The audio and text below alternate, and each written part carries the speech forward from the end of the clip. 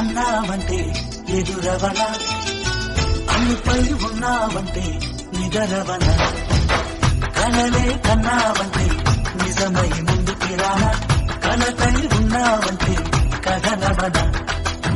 అమ్మలో ఉండే సగం అక్షరం నేనే, నాన్నలో రెండో సగం లక్షణం నేనే. అమ్మ తోడు నాన్న తోడు అన్ని నీకు అన్నే చూడు, చెల్లిపోని బంధం నేనమ్మా, ఇది చెల్లెమ్మా, వెళ్ళిపోని చుట్టం నేనే.